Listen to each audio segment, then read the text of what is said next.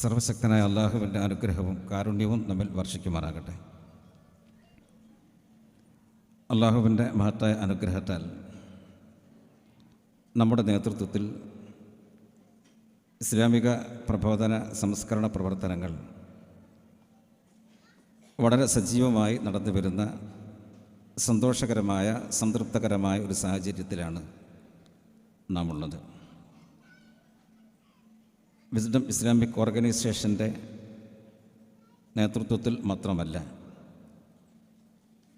ഓർഗനൈസേഷൻ്റെ പോഷക ഘടകങ്ങളായ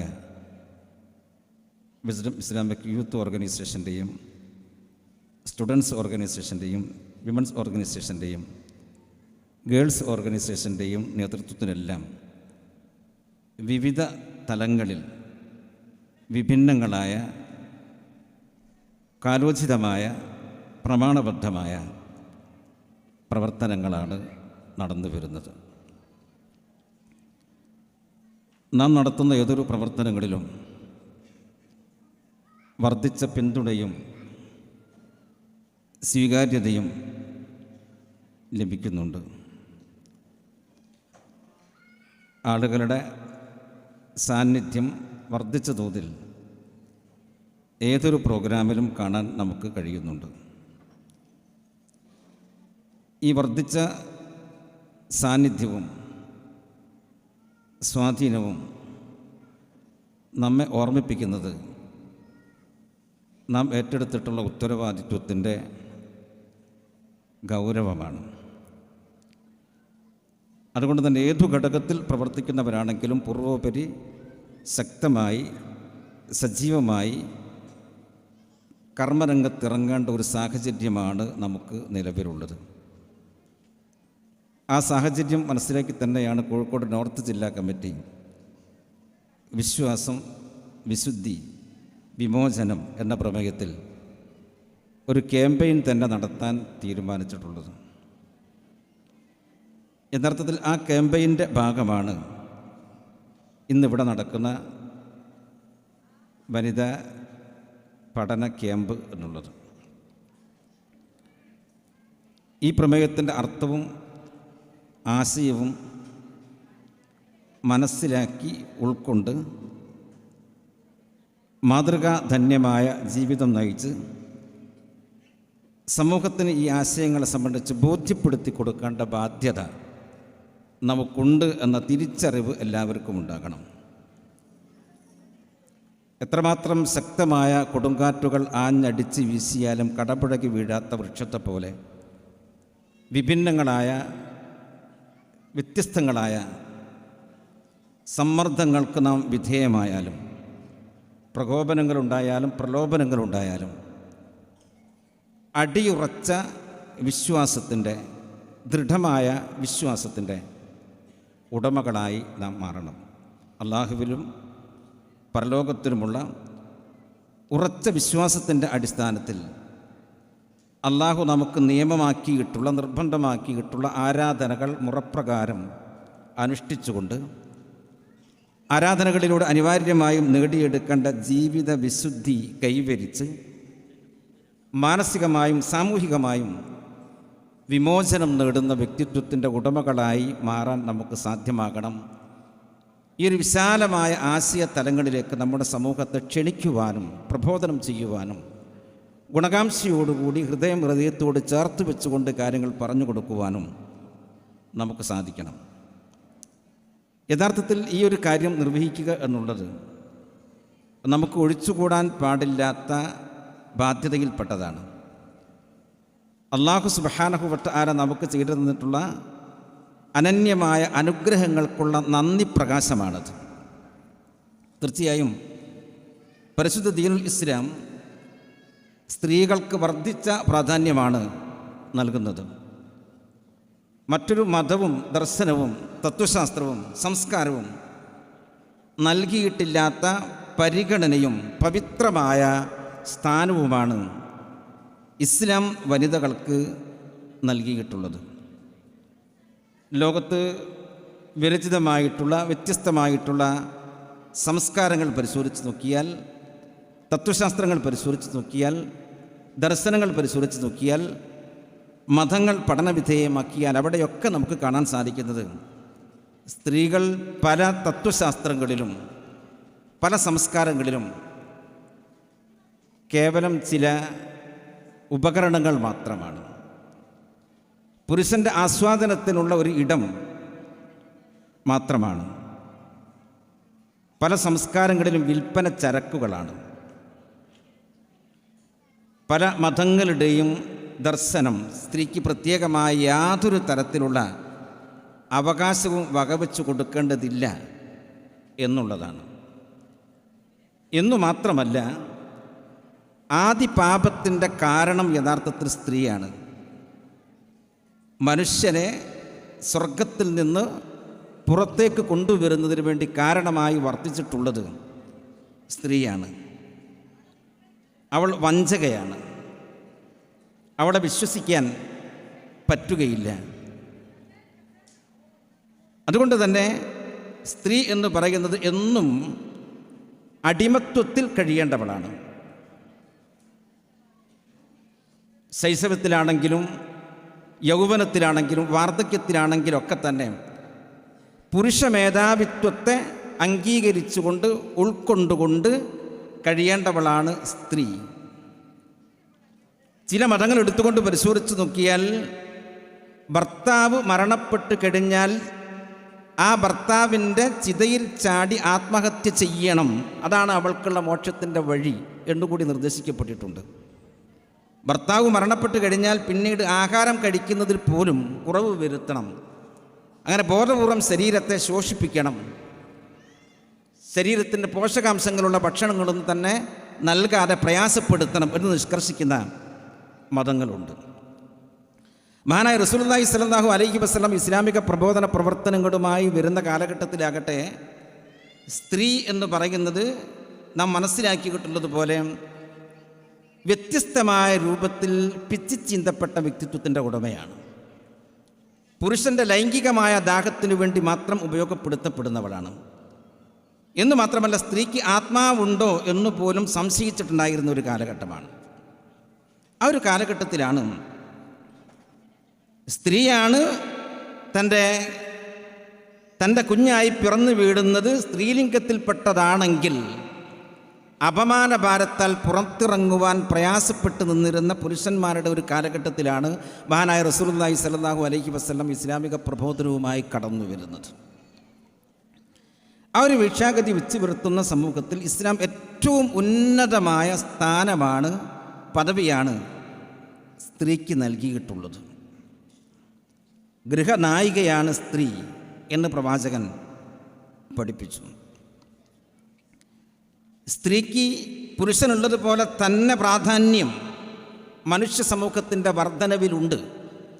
കേവലം ഒരു ഉപകരണം മാത്രമല്ല, പുരുഷൻ്റെ ലൈംഗികമായ ആസ്വാദനത്തിലുള്ള ഇടം മാത്രമല്ല, മനുഷ്യവർഗത്തിൻ്റെ വ്യാപനത്തിൽ പുരുഷനുള്ളതുപോലെ തന്നെയുള്ള പങ്ക്. യാ അയ്യുഹന്നാസ് ഇന്നാ ഖലഖനാകും മിൻ ദക്കറിൻ വ ഉൻസ വജഅൽനാകും ശുഉബൻ വ ഖബായില ലിതആറഫു ഇന്ന അക്രമക്കും ഇൻദല്ലാഹി അത്ഖാക്കും എന്ന വചനത്തിലൂടെ പുരുഷനുള്ളതുപോലെ തന്നെ തുല്യമായ പ്രാധാന്യം മനുഷ്യ സമൂഹത്തിൻ്റെ വർധനവിനും വ്യാപനത്തിനും സ്ത്രീക്ക് ഉണ്ട് എന്ന് ഖുർആൻ പ്രഖ്യാപിച്ചു.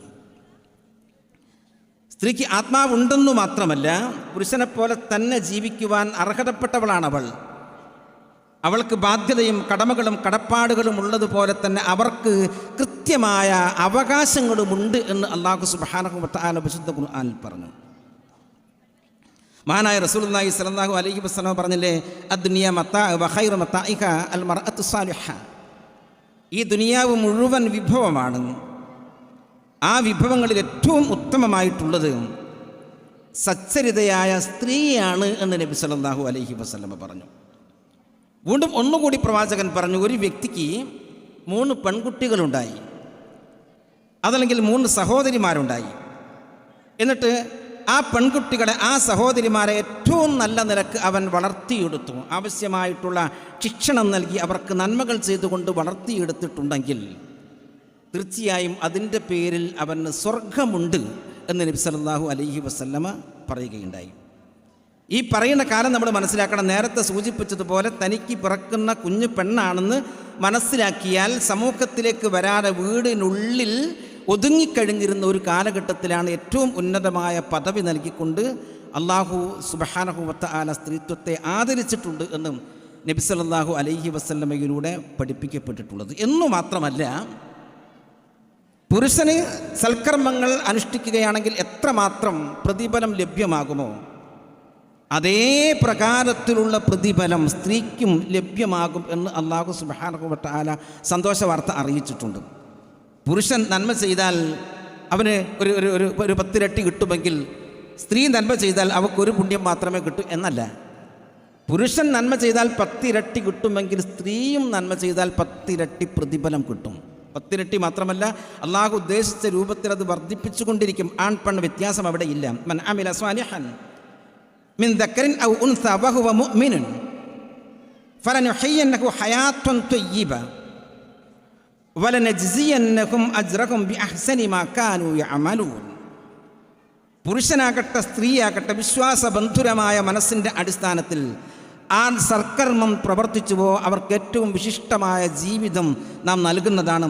അവർ പ്രവർത്തിച്ചിട്ടുള്ള ഏറ്റവും നല്ല പ്രയത്നത്തെ പരിഗണിച്ചുകൊണ്ടും ഏറ്റവും ഉത്തമമായ പ്രതിഫലം നാം അവർക്ക് നൽകുകയും ചെയ്യുന്നതാണ് എന്ന് അല്ലാഹു സുബ്ഹാനഹു വ തആല സൂറത്തു അൻ-നഹ്ലിൽ 16-ാമത്തെ സൂറയിലെ 97-ാമത്തെ വചനത്തിലൂടെ പറഞ്ഞു. വീണ്ടും അള്ളാഹു പറഞ്ഞു, വമൻ യഅമൽ മിനസ് സ്വാലിഹാത്തി മിൻ ദക്കറിൻ ഔ ഉൻസ വഹുവ മുഅ്മിൻ ഫഉലൈക യദ്ഖുലൂനൽ ജന്നത വലാ യുദ്ലമൂന നഖീറാ.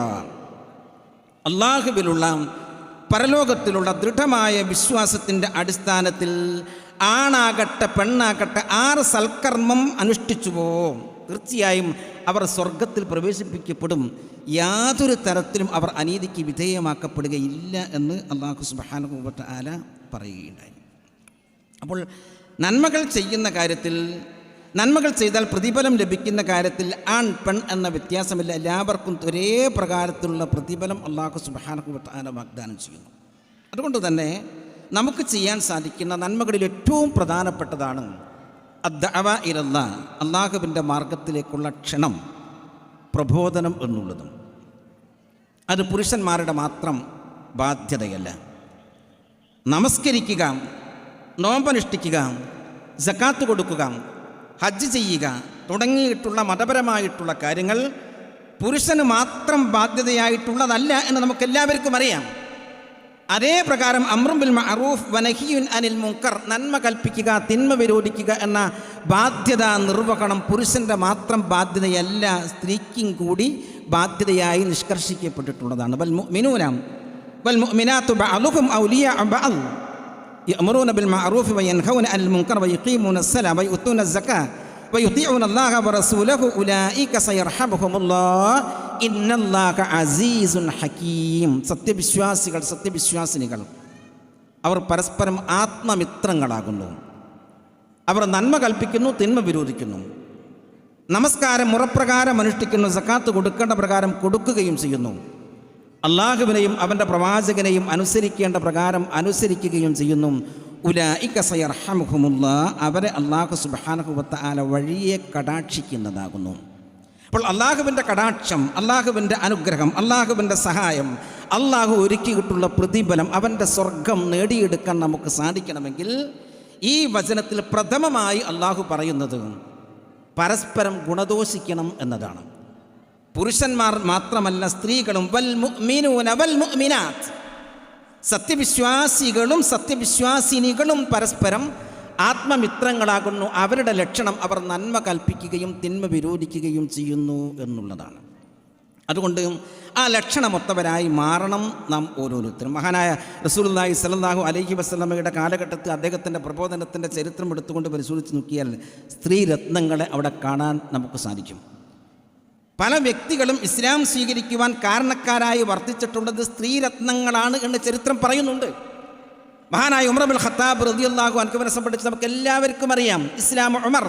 ഉമർ റളിയല്ലാഹു അൻഹുവിൻ്റെ ഇസ്ലാം സ്വീകരണത്തിന് കാരണമായി വർത്തിച്ചിട്ടുള്ളത് അദ്ദേഹത്തിൻ്റെ സഹോദരിയായിരുന്നു എന്ന് ചരിത്രം പറയുന്നുണ്ട്. ഉമ്മു സുലൈം റളിയല്ലാഹു അൻഹയെ സംബന്ധിച്ച് നമ്മൾ കേട്ടിട്ടുണ്ടാവുമല്ലോ. ഇസ്ലാമിക ചരിത്രത്തിലെ ഏറ്റവും ശ്രദ്ധേയമായിട്ടുള്ള വ്യക്തിത്വമാണവർ. അബൂ തൽഹ എന്ന് പറയുന്ന പ്രസിദ്ധനായ സഹാബി, സമ്പന്നനായ സഹാബി, ഇസ്ലാമിന് വേണ്ടി തൻ്റെ സ്വത്തിൻ്റെ സിംഹഭാഗം ചെലവഴിച്ചിട്ടുണ്ടായിരുന്ന സഹാബി, അദ്ദേഹം ഇസ്ലാം സ്വീകരിക്കുവാൻ കാരണമായി വർത്തിച്ചിട്ടുണ്ടായിരുന്നത് ഉമ്മു സലീം റളിയല്ലാഹു അൻഹയായിരുന്നു. അവരുടെ ഭർത്താവ് മരിച്ചതിന് ശേഷം അബൂ തൽഹത്തുൽ അൻസാരി റളിയല്ലാഹു അൻഹു അവർ വിവാഹാന്വേഷണം നടത്തി. വിവാഹാന്വേഷണം നടത്തപ്പെട്ടപ്പോൾ അവർ പറഞ്ഞു, അബൂ തൽഹ, താങ്കൾ എന്നെ വിവാഹം അന്വേഷിക്കുന്നു. താങ്കളെപ്പോലെയുള്ള ഒരാൾ വിവാഹം അന്വേഷിച്ചാൽ നിരസിക്കാൻ പറ്റുകയില്ല എന്നെനിക്കറിയാം. പക്ഷേ താങ്കളെ വിവാഹം കഴിക്കാൻ എനിക്ക് സാധ്യമല്ല. കാരണം ഞാൻ ഒരു മുസ്ലിമത്താണ്, നിങ്ങൾ അമുസ്ലിമാണ്. യാതൊന്നും കാണാത്ത, യാതൊന്നും കേൾക്കാത്ത, ഉപകാരവും അപകാരവും ചെയ്യാത്ത വിഗ്രഹങ്ങൾക്ക് മുമ്പിൽ പ്രണാമമർപ്പിക്കുന്ന വ്യക്തിയാണ് താങ്കൾ. സ്വന്തം കൈകൊണ്ട് പണിതുണ്ടാക്കിയിട്ടുള്ള വിഗ്രഹങ്ങൾക്ക് മുമ്പിൽ പ്രണാമമർപ്പിക്കുന്ന അങ്ങയെ സ്വീകരിക്കാൻ എനിക്ക് സാധ്യമല്ല. അപ്പോൾ അദ്ദേഹം പറഞ്ഞു, ഇത് വലിയ കാര്യമാണല്ലോ. അവർ പറഞ്ഞു, ഇത് വലിയ കാര്യം തന്നെയാണ്. അപ്പോൾ അദ്ദേഹം ചോദിച്ചു, എൻ്റെ സ്വർണത്തിൻ്റെ വെള്ളിയുടെ കൂമ്പാരത്തെപ്പറ്റി താങ്കൾക്കറിയില്ല, നിനക്കറിയില്ലേ എന്ന് ചോദിച്ചു. അവർ പറഞ്ഞു, അതൊക്കെ എനിക്കറിയാം. എനിക്ക് അങ്ങയുടെ സ്വർണവും അങ്ങയുടെ വെള്ളിയും എനിക്ക് ആവശ്യമില്ല. താങ്കൾ ഇസ്ലാം സ്വീകരിക്കുകയാണെങ്കിൽ അതുമാത്രം മതി എനിക്ക്. ഇത് കേട്ട അബൂ തൽഹത്തുൽ അൻസാരി റളിയല്ലാഹു അൻഹു ചോദിച്ചു, ഞാൻ ഇസ്ലാം സ്വീകരിക്കുവാൻ ആരെയാണ് കാണേണ്ടത്? പ്രവാചകനിലേക്ക് വഴി തെളിച്ചു. പ്രവാചകനെ കണ്ടു, അദ്ദേഹം ഇസ്ലാം സ്വീകരിച്ചു. ശേഷം അദ്ദേഹം ഉമ്മു സലീമിനെ വിവാഹം കഴിച്ചു. ആർജവത്തോടുകൂടി, തൻ്റെ ഇടത്തോടുകൂടി ഏകദൈവ വിശ്വാസത്തിൻ്റെ ഉജ്ജ്വലമായ പാഠഭാഗങ്ങൾ പകർന്നു കൊടുത്ത് അദ്ദേഹത്തിൻ്റെ ഇസ്ലാം സ്വീകരണം ഉറപ്പുവരുത്തിയതിന് ശേഷമാണ് അവരുടെ ഭാവി ജീവിതത്തെ സംബന്ധിച്ച് അവർ തീരുമാനമെടുത്തത്. മഹാനായ റസൂലുള്ളാഹി സ്വല്ലല്ലാഹു അലൈഹി വസല്ലമയുടെ കൂടെ അവർ യുദ്ധത്തിൽ പങ്കെടുത്തിരുന്ന ചരിത്രം പറയുന്നുണ്ട്. ഉഹുദ് യുദ്ധത്തിൻ്റെ സന്ദർഭത്തിൽ ഉമ്മു സുലൈം റളിയല്ലാഹു അൻഹയും ആയിഷ റളിയല്ലാഹു അൻഹയും വെള്ളപ്പാത്രവുമായി രണഭൂമിയിലൂടെ ഓടി നടന്നിരുന്നു എന്ന് ചരിത്രം പറയുന്നു. ഉമ്മു അത്തിയ്യ റളിയല്ലാഹു അൻഹ നബി സല്ലല്ലാഹു അലൈഹി വസല്ലമയുടെ കൂടെ 7 യുദ്ധത്തിൽ പങ്കെടുത്തിട്ടുണ്ട് എന്ന് ചരിത്രം പറയുന്നുണ്ട്. ഉമ്മു സുലൈം റളിയല്ലാഹു അൻഹ ഹുനൈൻ യുദ്ധത്തിൻ്റെ സന്ദർഭത്തിൽ കടാര ഊരിപ്പിടിച്ചുകൊണ്ട് ആരുണ്ട് ഇസ്ലാമിനെതിരെ വരുന്നത് എന്ന് ചോദിക്കുകയും ആരെങ്കിലും അങ്ങനെ വരികയാണെങ്കിൽ അവരുടെ വയറ് ഞാൻ കുത്തിക്കൂറുമെന്ന് ആക്രോശിക്കുകയും ചെയ്തിരുന്നു എന്ന് ചരിത്രം പറയുന്നുണ്ട്. അഥവാ അത്രയും ഉജ്ജ്വലമായ വ്യക്തിത്വങ്ങൾ ഇസ്ലാമിക ചരിത്രത്തിലുണ്ടായിട്ടുണ്ട്. സമകാലിക സാഹചര്യത്തിലും അത്തരത്തിലുള്ള വ്യക്തിത്വങ്ങൾ നമുക്ക് ആവശ്യമാണ്. ഇന്നത്തെ കാലഘട്ടത്ത് ഇസ്ലാമിക പ്രബോധനത്തിൻ്റെ മേഖലയിൽ ഏറ്റവും വലിയ പങ്ക് നിർവഹിക്കാൻ സാധിക്കുന്നത് സ്ത്രീകൾക്ക് തന്നെയാണ്. പക്ഷേ നമ്മുടെ പ്രബോധനത്തിൻ്റെ ഏറ്റവും മുഖ്യമായിട്ടുള്ള മേഖല നമ്മുടെ കുടുംബമാണ് എന്നത് നാം മറക്കുവാൻ പാടുള്ളതല്ല. ഇന്ന് പലപ്പോഴും നമ്മുടെ കുടുംബത്തിൻ്റെ അവസ്ഥ എന്ന് പറയുന്നത് വളരെയധികം ദുഃഖകരമാണ്, ദയനീയമാണ്. ഇസ്ലാമിക വിരുദ്ധമായ കാര്യങ്ങൾ നടപ്പിലാക്കുന്നിടത്താണ് പലപ്പോഴും വനിതകളെന്ന് മത്സരിച്ചു കൊണ്ടിരിക്കുന്നത്. നമ്മുടെ വീടുകളിൽ ഒരു ആഘോഷം വരുമ്പോൾ പുരുഷനെ നിയന്ത്രിക്കുന്നത് ഇന്ന് സ്ത്രീയാണ്. ആഘോഷത്തിൻ്റെ ഭാഗമായി എന്തെല്ലാം കാര്യങ്ങളാണ് വീട്ടിലുണ്ടാകേണ്ടത് എന്ന് തീരുമാനിക്കുന്നത് ഉമ്മയോ മകളോ ആണ്. മകളുടെ വിവാഹവുമായി ബന്ധപ്പെട്ടുകൊണ്ടുള്ള വ്യത്യസ്തമായിട്ടുള്ള കാര്യങ്ങൾ ഉപ്പയറിയാതെ, സഹോദരനറിയാതെ ഏർപ്പാട് ചെയ്യുന്നത് വിവാഹിതയാകുന്ന പെണ്ണ് തന്നെയാണ്. പലപ്പോഴും വിവാഹം കഴിഞ്ഞ് ബില്ല് വരുമ്പോഴാണ് പിതാവ് മുകളിലോട്ട് നോക്കുന്നത്. ആഡംബരം പാടില്ല എന്ന് നമുക്കെല്ലാവർക്കും അറിയാം, ദൂർത്ത് പാടില്ല എന്ന് നമുക്കെല്ലാവർക്കും അറിയാം, പൊങ്ങച്ചം പാടില്ല എന്നറിയാത്ത മുസ്ലിമത്തില്ല. പക്ഷേ ഇന്ന് ഏതൊരു വീട്ടിലുള്ള വിവാഹം എടുത്തുകൊണ്ട് പരിശോധിച്ച് നോക്കിയാലും പൊങ്ങച്ചത്തിൻ്റെ പ്രകടമായിട്ടുള്ള ആഭാസങ്ങളാണ് കാണാൻ നമുക്ക് കഴിയുന്നത്. പൊങ്ങച്ചത്തിന് വേണ്ടി ഒരു വ്യക്തി ഉടയാടയണിഞ്ഞാൽ അന്ത്യനാളിൽ നിന്ദയുടെ വസ്ത്രം ധരിപ്പിക്കപ്പെടുമെന്ന് പ്രവാചകൻ പറഞ്ഞിട്ടുണ്ട്. നിങ്ങൾക്ക് തിന്നാം, നിങ്ങൾക്ക് കുടിക്കാം, നിങ്ങൾക്ക് ധരിക്കാം, പക്ഷേ അമിതം പാടില്ല എന്ന് ഖുർആനിൽ അല്ലാഹു നിർദ്ദേശിച്ചിട്ടുണ്ട്. നീ തിന്നു, നീ കുടിക്കൂ, നീ ധരിക്കൂ, നീ ദാനം ചെയ്യൂ, പക്ഷേ ഫി ഖൈരി ഇസ്റാഫിൻ വലാ മഖീല. ഇസ്രാഫ് പാടില്ല, പൊങ്ങച്ചവും പാടില്ല. പൊങ്ങച്ചമില്ലാതെ, ഇസ്രാഫില്ലാതെ, ദൂർത്തില്ലാതെ ഈ പറഞ്ഞ കാര്യങ്ങളെല്ലാം പറ്റും എന്ന് അള്ളാഹുവിൻ്റെ പ്രവാചകൻ പറഞ്ഞു. പക്ഷെ ഇന്ന് നമ്മൾ എടുത്തുകൊണ്ട് പരിശോധിച്ച് നോക്കിയാൽ നമ്മുടെ വീടുകളിൽ എന്താണ് കാണുന്നത്? നമ്മുടെ വീടുകൾ പൊങ്ങച്ച സംസ്കാരത്തിന് വേണ്ടി മാത്രമാണ് പലപ്പോഴും വിവാഹങ്ങൾ ഉപയോഗപ്പെടുത്തപ്പെടുന്നത്. വിവാഹമെന്ന പവിത്രമായ ആ കാര്യത്തെ സംബന്ധിച്ച് വിസ്മരിച്ചുകൊണ്ട് ഇസ്ലാം നിഷിദ്ധമായി പ്രഖ്യാപിച്ചിട്ടുള്ള പലതും നടക്കുന്നു വിശദീകരിച്ചുകൊണ്ട് ഞാൻ പറയുന്നില്ല. നമുക്ക് ക്ഷണിക്കപ്പെട്ടാൽ നമ്മുടെ ആളുകളുടെ, നമ്മുടെ കുടുംബത്തിലുള്ള വിവാഹങ്ങളിലേക്ക് തന്നെയും പോകുവാനെന്ന് പ്രയാസമാണ്. നിക്കാഹിന് വേണ്ടി ഇരുന്നു കഴിഞ്ഞാൽ എപ്പോഴാണ് പൊട്ടുക എന്നുള്ളത് ഒരാൾക്കും പറയാൻ കഴിയില്ല. ഇപ്പോൾ ഇന്നലെ കഴിഞ്ഞ 2 ദിവസം മുമ്പ് നമ്മൾ വായിച്ചല്ലോ, കണ്ണൂരിൽ കല്ലിക്കണ്ടി എന്ന് പറയുന്ന പ്രദേശത്ത് ഒരു മുസ്ലിം കുടുംബത്തിലുള്ള വിവാഹം. ആ വിവാഹത്തിന് വരനെ വരവേറ്റ് വരുന്ന സന്ദർഭത്തിൽ ഉഗ്രമായ ശക്തിയിലുള്ള പടക്കം പൊട്ടിക്കലും തലേ ദിവസവും ഉണ്ടായി. തൊട്ടടുത്ത വീട്ടിൽ പുതുതായി ലോകത്തേക്ക് വന്നിട്ടുള്ള ഏതാനും ദിവസങ്ങൾ മാത്രം പ്രായമായിട്ടുള്ളൊരു കുഞ്ഞുണ്ട്. ആ കുഞ്ഞിനെ വിചാരിച്ച് 7 മാസം ഗർഭിണിയായിട്ടുള്ളൊരു സ്ത്രീയുണ്ട്. അവരെ വിചാരിച്ചുകൊണ്ട് നിങ്ങൾ പടക്കം പൊട്ടിക്കരുത് എന്ന് ആവർത്തിച്ച് പറഞ്ഞെങ്കിലും അവർ കേട്ടില്ല. പടക്കം പൊട്ടിച്ചു. ആ കുഞ്ഞിന് പ്രയാസമുണ്ടായി, കുഞ്ഞിന് മഹാലസ്യമുണ്ടായി, അപസ്മാരമുണ്ടായി. 7 മാസം പ്രായമായ ഗർഭസ്ഥയായിട്ടുള്ള ആ സ്ത്രീയെ സംബന്ധിച്ചിടത്തോളം അവർക്കും ബുദ്ധിമുട്ടുണ്ടായി. ഇന്ന് പോലീസ് കേസായി, കോടതിയിൽ കേസാണ്. അപ്പോൾ നേരത്തെ അവിടെ അധ്യക്ഷ പ്രസംഗത്തിൽ സൂചിപ്പിച്ചു, നമ്മുടെ തൊട്ടടുത്ത് താമരശ്ശേരി 22 വയസ്സുള്ള ഒരു ചെക്കൻ അർബുദത്തിന് ചികിത്സയിൽ കഴിയുന്ന സ്വന്തം മാതാവിനെ തൊട്ടടുത്ത വീട്ടിൽ പോയി കൊടുവാള് വാങ്ങിക്കൊണ്ടുവന്ന് കഴുത്തിന് വെട്ടി. 2 ആയിട്ടില്ല, അല്പം ഭാഗം മാത്രമേ വിടാൻ ബാക്കിയുള്ളൂ. ഇന്നലെ നടന്നത് നമ്മുടെ താമരശ്ശേരിയിൽ. ഇത്തരത്തിലുള്ള മേഖലകളിലേക്ക് എത്തിപ്പെടുന്നിടത്ത് ഞാൻ വിശദീകരിക്കുന്നില്ല, ഡോക്ടർക്ക് ക്ലാസ് എടുത്തുകൊണ്ട് പെട്ടെന്ന് പോകേണ്ടതുണ്ട്. ഒരുപാട് കാര്യങ്ങൾ നമുക്ക് പറയാനുണ്ടായിരുന്നു. ഇത്തരത്തിലുള്ള പല കാര്യങ്ങളുടെയും ഹേതുവായി വർത്തിക്കുന്നത് പലപ്പോഴും ആരാണെന്ന് ചോദിച്ചാൽ സ്ത്രീകളാണ് എന്നുള്ള കാര്യത്തിൽ സംശയമില്ല. അതുകൊണ്ട് തന്നെ ഞാൻ പറഞ്ഞു വരുന്നത്, നിങ്ങളുടെ പ്രബോധനം എന്നുള്ളത് നിങ്ങൾ ആരംഭിക്കേണ്ടത് നിങ്ങളുടെ ഭർത്താവിൽ നിന്നാണ്, നിങ്ങളുടെ മക്കളിൽ നിന്നാണ്. അവിടെ ഒരുപാട് കാര്യങ്ങൾ നമുക്ക് ചെയ്യാനുണ്ട്. തുടർന്നാണ് നമ്മുടെ അയൽ വീട്ടുകളിലേക്കും നമ്മുടെ പരിസരങ്ങളിലേക്കും നമ്മുടെ ക്ലാസ്സുകളിലേക്കും മറ്റിടങ്ങളിലേക്കൊക്കെ നമ്മൾ പോകേണ്ടത്. അങ്ങനെ പോകുമ്പോൾ നമ്മൾ ശ്രദ്ധിക്കേണ്ടത്, നാം QHLS ക്ലാസ്സിൽ പങ്കെടുക്കുമ്പോൾ, വിജ്ഞാന വേദിയിലേക്ക് ആളുകളെ ക്ഷണിക്കുന്നതിന് പോകുമ്പോൾ, ഇത്തരത്തിലുള്ള സമ്മേളനത്തിലേക്ക് വനിതകളെ വിളിക്കാൻ വേണ്ടി പോകുമ്പോഴൊക്കെ ഭർത്താവുമായുള്ള നമ്മുടെ ബന്ധത്തെ നാം വിസ്മരിക്കുവാൻ പാടുള്ളതല്ല. ഭർത്താവിന് ബഹുമാന്യമായൊരു സ്ഥാനം ഇസ്ലാം നൽകിയിട്ടുണ്ട്. ഭർത്താവിനെ അനുസരിച്ചേ പറ്റൂ, ഭർത്താവിനെ അനുസരിച്ചേ പറ്റൂ. ഞാൻ നല്ല കാര്യത്തിന് വേണ്ടിയാണ് പോകുന്നത്, അതുകൊണ്ട് ഞാൻ ഭർത്താവിനെ അംഗീകരിക്കേണ്ടതില്ല, ഈ കാര്യത്തിൽ ഞാൻ ഭർത്താവിനെ അനുസരിക്കേണ്ടതില്ല എന്നൊരു സ്ത്രീയും വിചാരിക്കാൻ പാടില്ല. കാരണം ആരാധനയുമായി ബന്ധപ്പെട്ട കാര്യങ്ങൾ പഠിപ്പിക്കുന്നിടത്ത് തന്നെ വ്യത്യസ്തമായിട്ടുള്ള വചനങ്ങളിൽ അള്ളാഹുവിൻ്റെ പ്രവാചകൻ അവളുടെ ഭർത്താവിനെ അനുസരിക്കുകയും ചെയ്താൽ അവൾക്ക് സ്വർഗമുണ്ട്. ഇതാ സ്വല്ലത്തിൽ മർഉ ഖംസഹ വസ്വാമത് ശഹ്റഹ വഹഫലത് ഫർജഹ വഅതാഅത് സൗജഹ ഖീല ലഹ ഉദ്ഖുലിൽ ജന്നത മിൻ അയ്യി അബ്വാബിൽ ജന്നതി ശിഅതി. ഒരു സ്ത്രീ 5 നേരം നമസ്കരിക്കുന്നു, റമദാനിൽ നോമ്പെടുക്കുന്നു, അവരുടെ ലൈംഗികാവയവത്തെ ശരിയാം വിധം കാത്തു സൂക്ഷിക്കുകയും ചെയ്യുന്നു.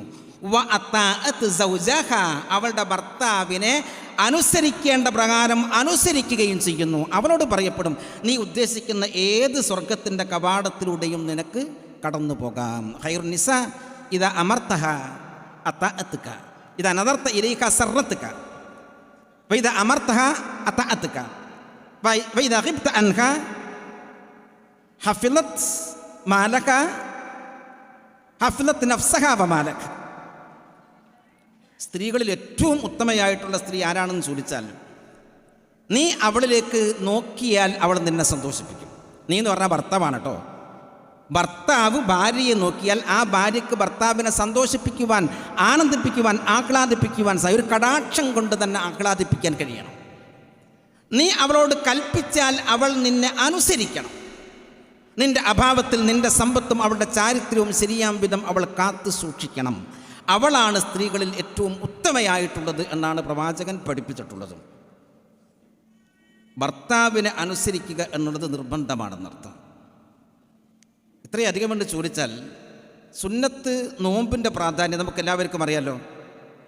ഭർത്താവിൻ്റെ അനുമതി കൂടാതെ ഒരു സ്ത്രീ സുന്നത്ത് നോമ്പ് എടുക്കാൻ പാടില്ലാണ്. അദ്ദേഹത്തിൻ്റെ അനുമതി വേണം. അദ്ദേഹം ഇന്ന് നോമ്പെടുക്കണ്ട എന്ന് പറഞ്ഞാൽ സുന്നത്ത് നോമ്പാണെങ്കിൽ എടുക്കാതിരിക്കുക എന്നതാണ് ഉത്തമം. അപ്പം അത് കഴിഞ്ഞേ നമുക്ക് മറ്റുള്ള എല്ലാ വർക്കുകളും വരുന്നുള്ളൂ. ഇപ്പം ഞാൻ പറഞ്ഞു വരുന്നത്, അംറു ബിൽ മഅറൂഫ് വനഹീൻ അനിൽ മുൻകർ, നന്മ കൽപ്പിക്കുക തിന്മ വിരോധിക്കുക എന്നതിൻ്റെ ഭാഗമായി ദഅവത്തിൻ്റെ ഭാഗമായി, ഇസ്ലാമിക പ്രബോധനത്തിൻ്റെ ഭാഗമായി, ഇസ്ലാമിക പ്രബോധനത്തിന് വേണ്ടി നാം രൂപീകരിച്ചിട്ടുള്ള വിസ്ഡം ഇസ്ലാമിക് ഓർഗനൈസേഷൻ്റെ പ്രവർത്തനത്തിൻ്റെ ഭാഗമായി, വിസ്ഡം ഇസ്ലാമിക് വിമൻ ഓർഗനൈസേഷൻ്റെ ഭാഗമായി നമ്മൾ പ്രവർത്തിക്കുമ്പോഴൊക്കെ അവിടെ നമ്മളുടെ ഭർത്താവിനെ അംഗീകരിക്കണം, ഭർത്താവിനെ അനുസരിക്കണം, ഭർത്താവിനെ മനസ്സിലാക്കി കൊടുക്കണം, അദ്ദേഹത്തിൻ്റെ ഇംഗീതത്തിനനുസരിച്ചു കൊണ്ടായിരിക്കണം നാം പ്രവർത്തിക്കുന്നത് എന്നും ഉറപ്പ് വരുത്താൻ നമുക്ക് കഴിയണം. അങ്ങനെ ഉറപ്പ് വരുത്തി നാം മുന്നോട്ട് നീങ്ങിയാൽ തീർച്ചയായും നമ്മുടെ കുടുംബത്തിൽ ഇസ്ലാം ദർശിക്കാൻ നമുക്ക് സാധിക്കും. ആ ഇസ്ലാമിലൂടെ മറ്റുള്ള ആളുകളെ ആകർഷിപ്പിക്കുവാനും നാം ഏതൊരു കാര്യമാണോ സമൂഹത്തിൽ ഉണ്ടാകണം എന്നാഗ്രഹിക്കുന്നത് അത് പൂവണിയുകയും ചെയ്യും. അല്ലാഹു സുബ്ഹാനഹു വ തആല അതിന് നമുക്ക് തൗഫീഖ് നൽകുമാറാകട്ടെ എന്ന് പ്രാർത്ഥിച്ചുകൊണ്ട് ബിസ്മില്ലാഹിർ റഹ്മാനിർ റഹീം എന്നുച്ചരിച്ചുകൊണ്ട് നമ്മുടെ ഈ പ്രോഗ്രാം അള്ളാഹുവിൻ്റെ നാമത്തിൽ ഉദ്ഘാടനം ചെയ്തതായി പ്രഖ്യാപിക്കുന്നു. വാഖിറു ദഅ്വാനാ അനിൽ ഹംദുലില്ലാഹി റബ്ബിൽ ആലമീൻ.